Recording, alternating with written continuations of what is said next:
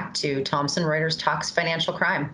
I am your host, Gina Churba, and I'm here to continue our conversation about adverse media screening. What is it? Why is it important? And I have an expert here with me today to talk about that. Joining me is William Voorhees. Will is the Financial Intelligence Unit Director at Truist Financial. Will, it's a pleasure to have you here with me today. Thanks. I'm glad to be here.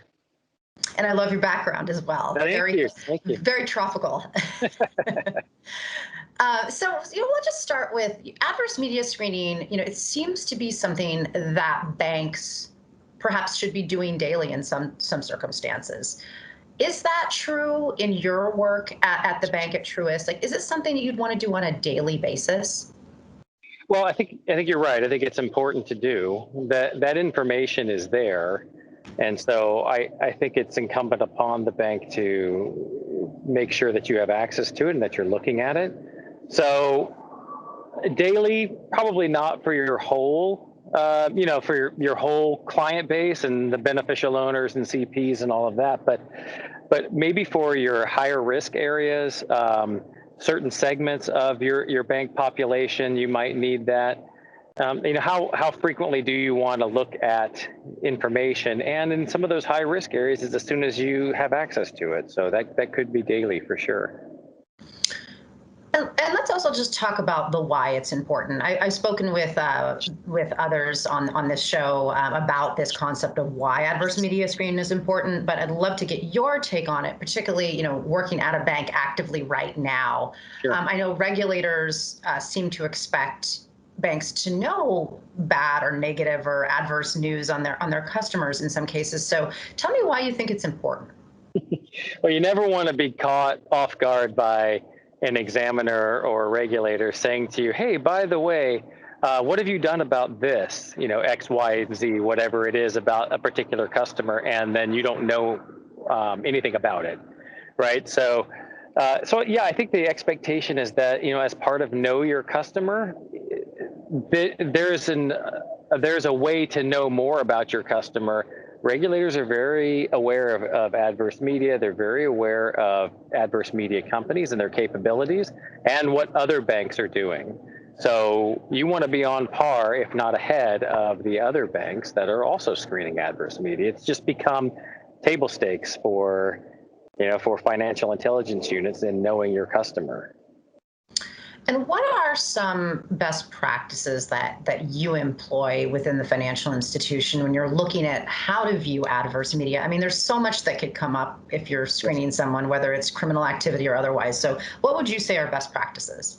Well, you don't want to drink from the fire hose, right? Yeah. So there's so much that could be out there. So how do you really whittle down the things that you're most interested in and how relevant they may be? So how old they may be, let's say you have a customer who's accused of some non-financial crime that really doesn't have any relevance to your financial crimes program. Is that something that you care about? Maybe a DUI or something like that? Probably not. So you can't just throw a big Google alert out there and expect that you're going to get back everything that you want to get honed in on really what you're interested in.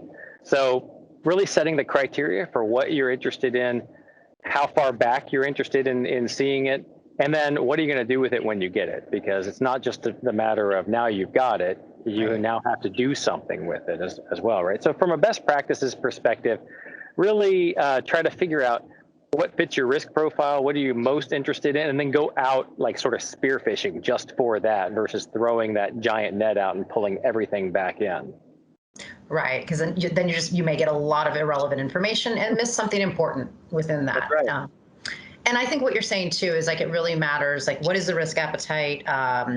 What do you care about when you think about the quality of the crime? Is it a financial crime? That probably is something very important to you. Is it a DUI from 10 years ago? Right. That could play into reputational risk if that's something your bank cares about or your financial institution. Sure. But it may not be, right?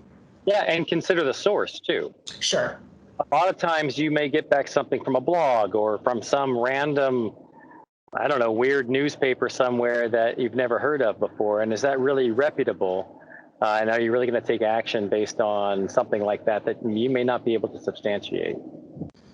Sure. And I think, what you're saying to kind of round all this up is like really there isn't really a one size fits all approach to how you are viewing reviewing adverse media screening really. Right. Right. There really isn't. I think that there are some basics that are probably applicable to all institutions. Like, yeah, you should be doing it. Like, certainly financial crimes things are what you're most interested in. Obviously, if you're in a money laundering unit, you should be looking for money laundering and all the precursors to that.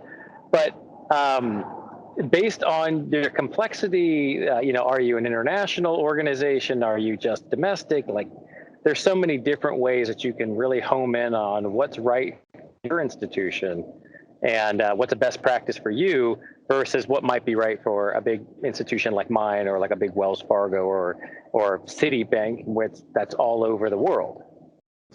Yeah, and then just thinking about when you mentioned money laundering, thinking about what are considered predicate crimes for money laundering, and that's expanding more. I mean, we're seeing environmental crimes being a part of that paradigm now too. So, do you pay attention to a financial crime, or rather, an environmental crime, especially if you're an international organization? So, there's a lot going on there. I guess you have to pay attention to it and really focus in on those predicate offenses. I mean, like arson is a good one. Yeah. Do I want to know somebody who, got irritated at a spouse or ex and burned their car down? Yeah, of course I want to know that, but that's not important for my financial crimes program. But if they were arson for insurance fraud, and they were making some money off of that, or they had a failing business and they burned it to the ground and collected on the insurance and then got caught for it, that might be a different kind of story, right? So arson can be two totally different things. One may be applicable and one may not. So that's why you do need to employ smart people to look at all of this stuff. You can do a lot with AI and you can do a lot with machines, but you always need humans to put their eyes on it and think critically about it and see, does it really matter to my organization, and how to flag and escalate these things. So I can't say enough about good quality people looking at your returns from all those negative news hits, for sure. Well, that's great advice. As always, a pleasure speaking with you. Will Voorhees from Truist Financial, thank you so much for joining me. Thanks for having me. Appreciate it.